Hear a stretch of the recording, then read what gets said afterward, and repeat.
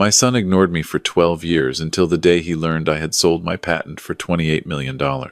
Then he showed up at my new house in Scottsdale with his wife, her parents, and 3 suitcases saying, "Dad, family sticks together when it counts. We're moving in." I smiled, told them to make themselves comfortable, and began doing something I should have done 12 years ago. They never saw it coming. The wire transfer confirmed at 8:47 on a Tuesday morning in March. I was sitting at the kitchen table in my old house in Mesa, drinking black coffee from the same chipped mug I'd used since 1987, watching the numbers appear on my laptop screen. $28,400,000. After federal taxes, capital gains treatment, and Arizona's cut, I would clear just under $18 million. $18 million for a thermal shielding patent I had filed 22 years earlier while working as an aerospace engineer at a defense contractor in Tempe. The buyer was a aerospace components firm out of Houston. They had been licensing the patent for 9 years and finally decided owning it outright made more financial sense than continuing the royalties. My attorney, Carol Reyes, had negotiated hard. I had let her. I understood systems and processes, not negotiation tactics. That was why I hired people who understood things I didn't. I sat with the number for a long time. The coffee went cold. Outside, a mockingbird was going through its entire repertoire in the Palo Verde tree by the fence, cycling through Cardinal, J, Wren, starting over. I had always liked that about mockingbirds. They were persistent without being anxious. 41 years of aerospace engineering had given me a pension, a paid-off house, a reliable Buick, and a comfort with precision that made other people impatient. I knew how systems worked, how tolerances were calculated, how a single flawed specification could compromise an entire assembly. I applied that same thinking to my finances, my schedule, my home, everything in its proper place, every variable accounted for. My wife, Patricia, had died 7 years earlier. Pancreatic cancer, 8 weeks from diagnosis to the end. We had been married 34 years. After she was gone, the house felt like a blueprint without a structure built on it. I kept living in it because selling felt like admitting something I wasn't ready to admit. My son, Marcus, had stopped speaking to me 12 years ago when he was 31. The break had not been sudden. It had been a slow pressure failure, the kind that shows up as a hairline crack before the whole thing gives way. It started with money. Marcus had come to me with a business plan for a bar and restaurant concept he wanted to open with his wife, Tanya, in Phoenix. They needed $60,000 for the build-out. I had $41,000 in savings at the time. I offered it freely, told him it was a gift, no repayment required. Marcus looked at the number like I had handed him a parking ticket instead of a check. 41,000? Tanya's parents are putting in 80. You're saying my side of the family contributes less than half of what her parents can manage? I told him I was giving him everything I had. He said that was the problem. He said I had worked for a defense contractor for 3 decades and had nothing to show for it. He said some things about ambition and priorities that I am not going to repeat here because they were said in anger, and anger makes people cruel in ways they sometimes regret. The restaurant opened without my $41,000. I never found out whether Tanya's parents had actually contributed $80,000 or whether Marcus had simply said that to make my savings feel inadequate. It didn't matter. The calls slowed and then stopped. Birthday cards from his end ceased after year 2. I sent cards every year regardless to their house, to whatever address I could verify. I never knew whether he read them. I assumed not. 12 years is a long time to carry something like that. You learn to set it down without putting it away entirely. Patricia used to say I was better at processing grief than most men because I treated it like an engineering problem. Define the parameters. Accept the constraints. Work within what is actually possible. She wasn't wrong, but she also knew when I was using that frame to avoid feeling something rather than to understand it. The news about the patent sale did not stay private. It couldn't. There had been a press release from the Houston firm. Industry publications picked it up. The Arizona Republic ran a brief item about a local retired engineer completing a significant IP transaction. My name, my background, the general scale of the sale. Enough. I found out how Marcus learned my new address the following way. I had moved to Scottsdale 3 weeks after the sale closed, buying a house on a quiet street near the McDowell-Sonoran Preserve. The realtor had listed my purchase in the county records, which are public. My name was in those records. Anyone looking would find it in an afternoon. Marcus was looking. I had been in the Scottsdale house for 11 days when the doorbell rang on a Saturday afternoon. I was in the garage, organizing my engineering reference books into the new shelving I had installed that morning. Precision required proper storage. I came through the side door into the entry hall and looked through the sidelight window before opening. Marcus stood on the front step. He was 43 now, heavier than I remembered, with a short beard that had some gray in it. Behind him, Tanya stood with her arms crossed, in a way that looked like impatience, dressed as patience. Behind Tanya, two people I recognized as her parents, Gerald and Rosemary, stood near the sidewalk. 4 large rolling suitcases were arranged on my front walkway with the precision of people who had planned this approach carefully. I stood at the window for a moment. I was 69 years old, and I had not heard my son's voice in 8 years. The last time we had spoken was a phone call that lasted 4 minutes and ended without resolution. I had continued sending the birthday cards anyway, not because I expected a response, because it was the right thing to do. I opened the door. Dad. Marcus used the word the way some people use a key in an unfamiliar lock, pressing harder than necessary, hoping it will catch. Hey, it's been too long.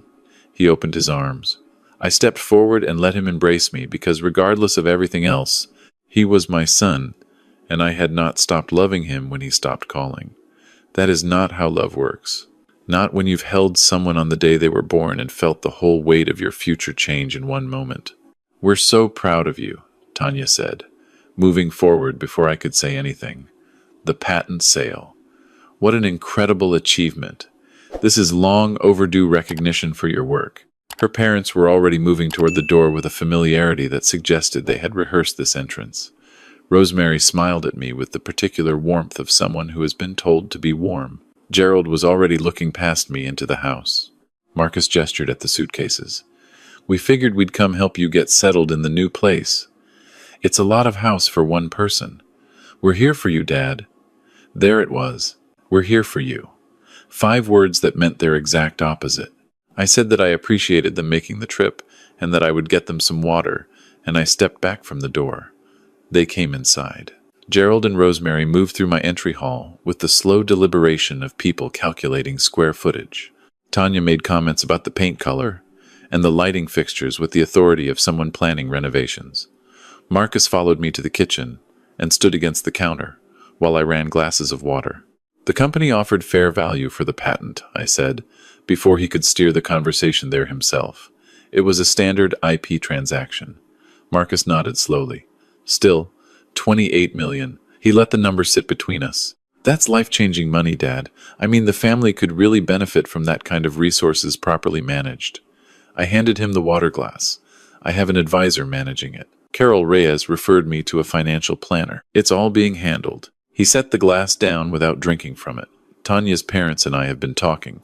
Gerald has some experience in real estate investment, commercial properties in the Phoenix metro. You put a few million into the right deals, you're looking at serious returns. Gerald has been in commercial real estate, I said. Semi-retired. He knows the market. I told Marcus I would think about it. I said I needed to finish unpacking and suggested we order dinner.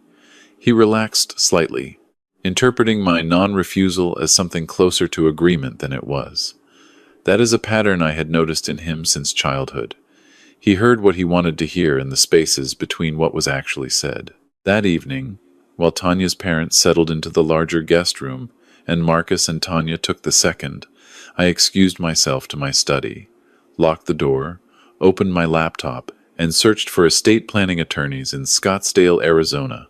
The first name that came up with consistent 5-star reviews was a firm called Harwell and Patel. I sent an email that night requesting the earliest available consultation. I noted that it was time sensitive. I received a response before 7 a.m. the next morning. David Patel could see me at 10 o'clock Monday. I told Marcus and Tanya I had a meeting with my financial planner Monday morning. They didn't question it. Tanya was already measuring the kitchen windows for curtains she had decided needed replacing. David Patel was a compact, methodical man in his late 40s who listened without interrupting. He had the particular stillness of someone who has heard a great many family situations and has learned that patience at the beginning saves considerable time later. I laid out the facts. The patent sale, the arrival, the suitcases, Gerald's real estate pitch, offered within 18 hours of their appearance. He nodded when I finished. Arizona follows the common law principle for estates. You have complete testamentary freedom, no legal obligation to leave anything to an adult child. He opened a folder on his desk and slid a single page across to me. This is a basic framework for an asset protection structure. Trusts, designated beneficiaries, explicit language, clean and bulletproof. What about contesting? He tapped the page. Explicit disinheritance language plus documented evidence of estrangement makes a contest extremely difficult. 12 years of no contact is a matter of record. The birthday cards you sent and never received responses to can be documented. I had kept every returned card, filed in chronological order in a box in my storage room. I told him this. He smiled for the first time. That's useful. We spent 2 hours on the structure. My estate would be divided, 60% to the Scottsdale Veterans Resource Center, 30% to the Arizona Children's Hospital Foundation, 10% to a scholarship fund at my former high school in Tucson. Marcus would receive a certified letter explaining the structure and a nominal sum of $1, listed by name to prevent any claim of accidental omission. I had one other request. I needed someone to do a financial background check. Discreet, thorough. Patel handed me a business card. Thomas Wiley. Former FBI financial crimes. Does private work now. Reasonable rates. Tells you exactly what he finds and nothing more. I called Wiley from the parking garage. Over the following days, I returned to the house each evening and observed. Marcus and Tanya had unpacked fully. Their bathroom products occupied the guest bathroom counter. Rosemary had reorganized my kitchen cabinets without asking, moving things she found illogical.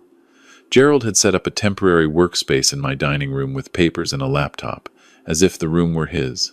My house had become their house in a matter of days, the way water becomes ice when conditions are right, gradually and then all at once. Gerald presented his real estate proposal on Wednesday evening after dinner.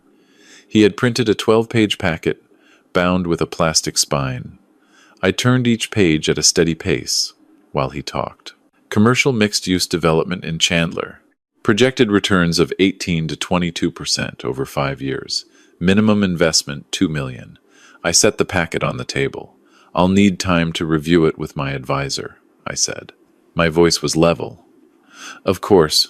Gerald nodded with the confidence of someone who has never been told no in a way that stayed. Take your time. Thursday, Thomas Wiley called. Can we meet? There's quite a bit here. I told Marcus I had a follow-up with the financial planner. He nodded and went back to his phone. I met Wiley at a coffee shop in Old Town Scottsdale. He was a broad-shouldered man in his 60s, with the kind of face that had learned not to react to things. He slid a folder across the table. I'll give you the summary first. He folded his hands. Your son and daughter-in-law are carrying combined debt of approximately $93,000. 3 credit cards maxed. A personal loan at 14% interest. 2 months behind on their mortgage. Chandler property. 4 bedrooms. Purchase price $440. Current equity negative because of a HELOC they took out 18 months ago. He paused. Gerald and Rosemary Kurtz. Similar picture. Retired on paper but cash poor. The commercial real estate portfolio Gerald describes had 3 properties. 2 sold at a loss in 2021. The third is under a short sale agreement. There is no active portfolio. The Chandler development he's pitching you doesn't exist as a registered entity. I searched every Arizona business registry. It's a concept document he made for you. I looked at the folder in my hands. The pages had the particular weight of things that needed to be held, but could not be unfelt. They had nowhere else to go. I said, mostly to myself. Wiley nodded. The timeline fits. The patent sale news went public March 11th. Marcus found your address through county records by March 14th. They were at your door by March 22nd. He paused. That's not a son coming home. That's a creditor identifying an asset. I thanked him, paid him, and drove back to Scottsdale. That evening I sat in my locked study with an engineering notebook open in front of me. I had used these notebooks for 41 years. Graph paper, hardcover, the pages numbered and dated. I began writing in the same block print I had used since graduate school. Names, dates, statements, requests. The Thursday morning conversation with Gerald and every number he had quoted. The curtain measurements Tanya had taken. The kitchen reorganization I had not authorized. I wrote it all down. Evidence collection was second nature to an engineer. You documented everything not because you expected to need it, but because you might. Through the study door, I could hear them in the living room. Gerald's voice, telling a story about a deal in Tempe in 2018 that had made him serious money. Rosemary laughing in a way that sounded designed rather than felt. Tanya telling Marcus something in a lower register that I couldn't make out. I opened a new page in the notebook and wrote at the top, Phase 2. I had already thought through the approach. 41 years of engineering had taught me that the best interventions were elegant, minimum force, maximum precision. You didn't redesign an entire system when a single calibrated adjustment would correct the failure. I needed two things: documented evidence of their true intentions, and a public context in which those intentions could not be reframed. I had the first. I was going to build the second. The next morning at breakfast, I told them I was being recognized at the Arizona Aerospace and Engineering Legacy Dinner in 2 months. A regional industry event, 500 attendees, local media coverage. I had been asked to make a brief speech and to announce my philanthropic commitments publicly. I said I would like my family there for the announcement. Marcus looked up from his coffee. Announcement? I've been working with Patel's office to finalize my estate and charitable giving structure. I'm going to announce the beneficiaries publicly at the dinner. It's important to me that these commitments are made openly. The shift in the room was subtle but unmistakable. Tanya's posture changed. Marcus set down his fork. Gerald made brief eye contact with Rosemary. You're announcing your will publicly, Marcus said carefully. The broad framework. Yes. I kept my tone warm. I want the organizations to know they have my support, and I want family present when I make that commitment. These are significant decisions. You should be there. Marcus nodded slowly. Absolutely, Dad. We wouldn't miss it. After breakfast, I walked to the garage and stood among my engineering reference books for a while. The mockingbird from my old Mesa yard had apparently followed me to Scottsdale, or there was a different one here, which was entirely possible. It was working through its repertoire in the Ocotillo by the wall. Cardinal, Jay, Wren. I went back inside and called Carol Reyes to ask whether she knew anyone doing work with the Veterans Resource Center. As it happened, she was on their advisory board. The following 6 weeks had a particular texture. I was present in the house, but not available in the ways they expected. I had morning coffee on the back patio before they woke. I spent afternoons at the Veterans Resource Center or at Children's Hospital, meeting staff, learning the work, understanding how the money I intended to give them would actually be used. I attended a scholarship committee meeting at my high school alma mater in Tucson, drove down on a Thursday, and back the same evening. When Gerald brought up the Chandler development again, I told him I had consulted my advisor and it wasn't the right fit for my portfolio structure. He pressed. I smiled and said I appreciated the thought and moved on. He was not accustomed to polite refusals that didn't open into negotiation. He tried twice more over the following 2 weeks. Both times I gave him the same response in the same tone. Marcus tried a different approach. He came to my study one evening, knocked, waited for me to open the door. He sat in the chair across from my desk with the posture of someone who had practiced what they were about to say. Dad, I know I owe you an apology for the years we lost. He said it looking at the floor, then up at me. The restaurant didn't work out the way we planned. We made a lot of mistakes. I should have stayed in contact regardless of what happened between us. I'm sorry for that. I listened to every word. I had been an engineer for 41 years. I knew what a structural load test looked like. He was applying weight to the relationship, checking whether it would hold. I told him I appreciated hearing that, and that the lost years had been painful. I told him I hoped we could build something honest going forward. I watched his face process my response. He was looking for the opening, the place where forgiveness became financial access. I didn't give him one. After he left, I sat with what I was feeling, which was grief mostly, not anger. Not satisfaction. Just the particular grief of seeing your child clearly for what they have become and knowing that the distance between who they are and who you had hoped they would be is not something you can engineer your way across. I had loved Marcus from the moment they put him in my arms in that hospital in 1980, and I would love him until I stopped existing.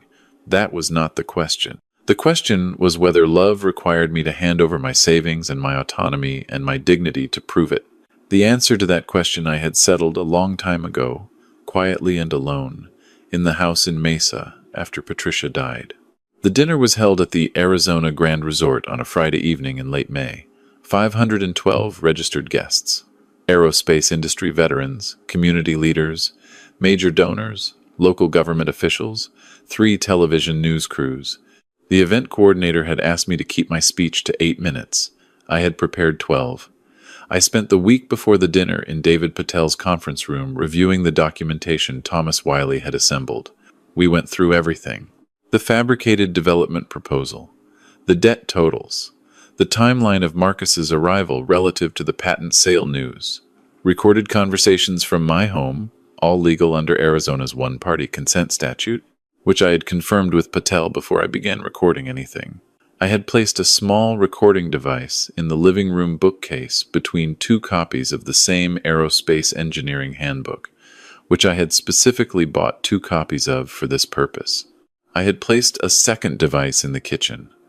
I had recorded 17 conversations over 6 weeks. Some of what I recorded was mundane. Some of it was not. Gerald, to Rosemary, in the kitchen on a Tuesday afternoon. The development pitch isn't landing.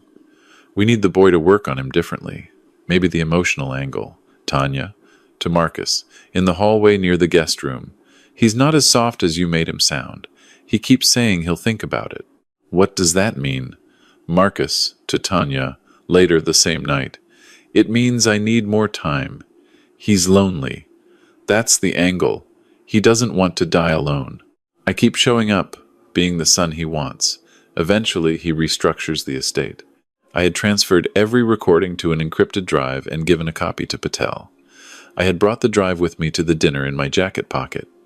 Marcus and Tanya arrived in formal wear. Tanya wore a green dress and the pearl earrings she had bought herself the previous week at a Scottsdale boutique using a credit card I had not authorized. Marcus wore a dark suit. Gerald and Rosemary sat with them at a table near the front. They had positioned themselves where they would be visible in any photos taken during my speech. Dinner was served. The industry president gave remarks about the history of Arizona's aerospace contributions. 3 awards were presented. Then the introduction. Harold, the president said, has spent 41 years contributing to systems that protect the lives of people he will never meet. His patent for thermal shielding technology has been integrated into components across multiple defense and commercial applications. Tonight, he joins us not only as an honored engineer, but as a member of this community who has chosen to direct his resources toward lasting good. I walked to the podium. The room was attentive. Marcus and Tanya were watching me with expressions they had calibrated for this moment. Proud, supportive, present. I thanked the industry association. I spoke about Patricia and what 41 years of shared work meant. I spoke about the veterans I had spent the past 6 weeks getting to know at the resource center, and the children at the hospital, and the young people from my high school in Tucson who were working their way through degrees that might not have been possible without financial support.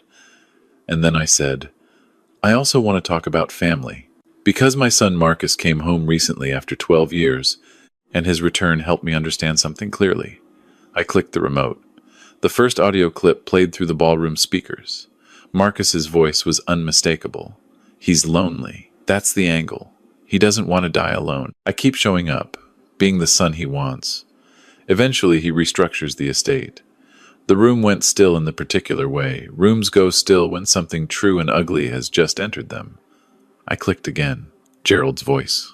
The development pitch isn't landing. We need the boy to work on him differently. Maybe the emotional angle. One more, Tanya's voice. He's not as soft as you made him sound.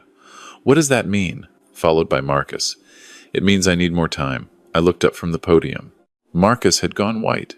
Tanya was gripping the edge of the table. Gerald had the fixed expression of a man calculating whether to stay or leave. 12 years ago, I said, my son told me that my savings were inadequate, that my career was a disappointment, and that I had nothing to show for my life.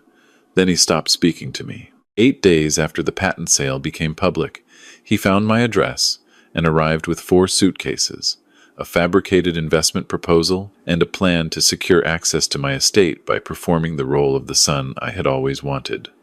I let that sit for a moment. Tonight, I am announcing that my estate will be distributed as follows: 60% to the Arizona Veterans Resource Center, 30% to the Arizona Children's Hospital Foundation, 10% to the Harold G. Mason Scholarship Fund at Rincon High School in Tucson. I paused. My son Marcus is explicitly named in my estate documents. He receives $1. Not because I forgot him, because I chose this deliberately. I want that on record. The applause started near the back and moved forward. Several of the veterans I had come to know at the resource center were on their feet. A woman from the scholarship committee was crying. A news camera moved closer. Marcus was already standing. His voice cut across the applause. That's out of context. You had no right to record us privately. Arizona is a one-party consent state, I said into the microphone. I was present for every conversation. Every recording is completely legal. Context doesn't improve your words, Marcus. It only clarifies them. 2 security staff moved toward their table with the quiet efficiency of people who are very good at what they do. Tanya grabbed her purse. Gerald was already standing. Marcus turned in the doorway, pointing. You'll regret this. We're family. You owe me. I looked at him across the length of that room, past 500 people, past the cameras, past 12 years. I owed you love when you were growing up. I gave that. I owed you honesty when you came back.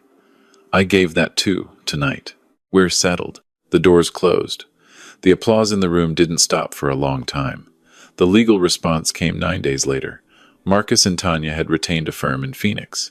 The complaint alleged defamation, intentional infliction of emotional distress, and invasion of privacy. They were seeking $3 million in damages. Patel called me at 7 in the morning. I read the filing before breakfast. I told him to proceed. The preliminary hearing was in July before Judge Angela Reyes, no relation to my attorney, Carol. Judge Reyes had a reputation for precision and impatience with cases that wasted her time. She had reviewed the evidence package Patel submitted before the hearing.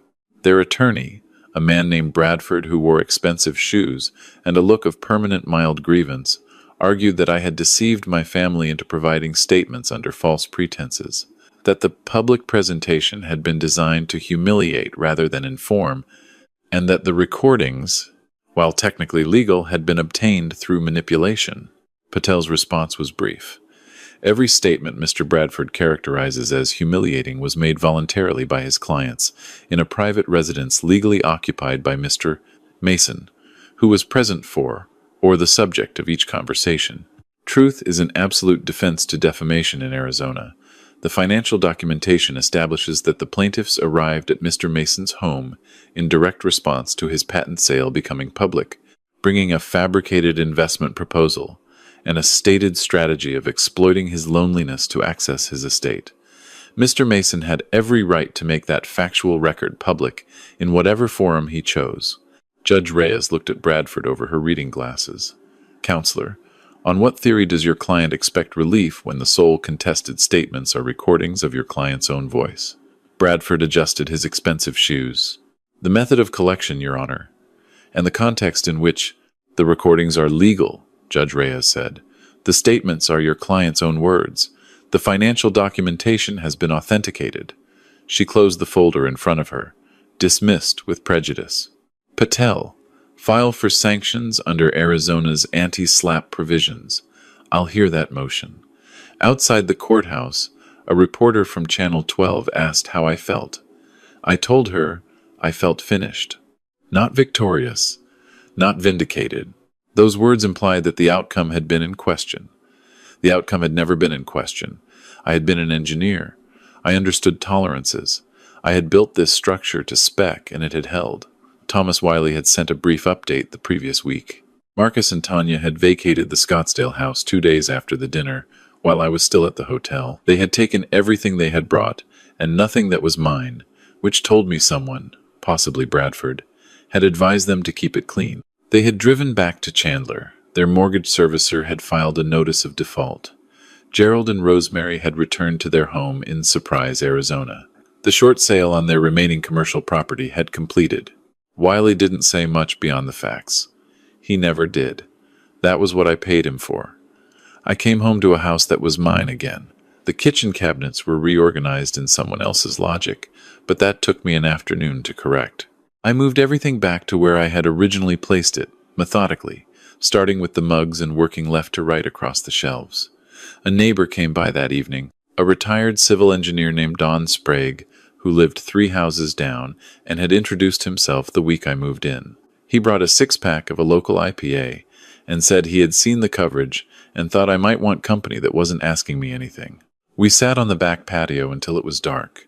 He told me about a bridge project he had worked on in the 80s that had required 12 iterations of the load specification before they got it right. I told him about a thermal cycling test that had failed at 48 hours and taken 3 weeks to diagnose. We talked about the engineering process, the way people who love a craft talk about it, without performing the love, just living inside it for a while. Before he left, he said, "My daughter and I went 2 years without speaking when she was in her 30s. We got through it. Sometimes you do, sometimes you don't. Neither outcome makes you a bad father or a bad engineer." I told him I appreciated that. After he left, I stood in the kitchen with the last of the IPA going warm in my hand, looking out at the Ocotillo by the back wall. The Mockingbird was still working through its repertoire out there somewhere in the dark, persistent and patient, and indifferent to whether anyone was listening. The letter came on a Thursday in August, 6 weeks after the courthouse. Plain white envelope, Phoenix postmark, handwriting I recognized as Marcus's, from 20 years of birthday cards that had traveled only in one direction. I held it for 2 days before opening it. Not because I was afraid of what it said, because I understood that, once I read it, I would have to decide what to do with whatever it contained, and I wanted to be certain before I opened it that I was deciding from clarity rather than hope. I opened it on a Saturday morning with coffee on the back patio, the preserve visible above the roofline to the north, the early light doing its best work on the saguaros. There were 4 pages. His handwriting was careful in the way. Handwriting is careful when someone has drafted something multiple times and finally committed to a version they can live with. "Dad," he wrote, "I'm not writing to ask for anything. I want to say that plainly at the start because I know that every time I've come to you with words, there was something underneath them I wanted. And I know you always knew that, even when I didn't. I think I've always known you were smarter than I gave you credit for. I think I didn't give you credit for much at all. I'm not going to explain the restaurant or what happened 12 years ago in ways that make me the reasonable party. I said what I said. I called your savings inadequate and your career a disappointment, and the reason I said those things is that Tanya's parents had been in my ear about ambition and success and what a real provider looked like, and I was 21 years into trying to be what they thought I should be, instead of who I actually was. That doesn't excuse it. I'm not offering it as an excuse. I'm offering it as the honest account of why I became someone who would say those things to his father. Coming back when the sale went public was Tanya's idea first, but I agreed to it. I want to be precise about that. I agreed to it. I knew what we were doing. I told myself a story about how it was also a real reconnection, that the money was just the occasion and the relationship was the point. But you played me that recording in that ballroom, and I heard myself say exactly what we were actually doing. I keep showing up, being the son he wants. Eventually he restructures the estate. That's what I said. In your house, in the dark, when I thought you were asleep. You heard me say that. So did 500 people. I've been thinking about what it takes to say something like that about your own father. Tanya and I have separated. I don't know if it's permanent yet. I've been staying in a spare room at a friend's place in Tempe. I'm working again. IT consulting. Slow but enough. The mortgage situation is bad but manageable if I can keep the current contract. I'm not telling you any of this to generate sympathy. I'm telling you because I think you deserve an honest account of where things actually are, since you've been getting the performance version for years. I don't expect a response. I don't expect you to change anything. The dollar in your will is honestly more than fair. It's more than what I gave you, which was silence and contempt. You documented everything, built your case, made it public, won in court, and you did all of it without saying one thing that wasn't true. I know enough about you to understand how much that precision mattered to you. I think I understand you better at 43 than I did at 31. I'm not sure that understanding arrived in time to matter. Mom used to say you were the most patient man she'd ever known. Not passive, patient. You would wait for the right moment with the same focus you brought to everything else. I think I always read that as coldness. I don't read it that way now. I hope the Veterans Program does good work. I hope the kids from Rincon get what they need. I hope the engineering scholarship puts someone in a lab somewhere who finds something worth finding. I hope you're okay, Dad. Marcus. I folded the letter and held it for a while. The mockingbird was in the Palo Verde again, running through its repertoire. I wondered if it was the same bird from Mesa, or just the same impulse distributed across the species, this drive to collect and reproduce every voice it had ever heard, to keep the catalog current, to never stop adding to what it knew. I put the letter in my desk drawer, not in the trash and not in a file. The drawer felt like the right place. Present, but not answered. Preserved, but not acted on. Some doors stay closed even when you understand why they were locked. Others you leave in a state of considered uncertainty. Not open, not sealed, just held. Carol Reyes called that afternoon to say the Veterans Resource Center wanted to name their new job training wing after me. I told her I was uncomfortable with that. She said sometimes what you're comfortable with is less relevant than what the community needs, which is to understand that individual generosity can change institutional capacity and that naming things makes that visible.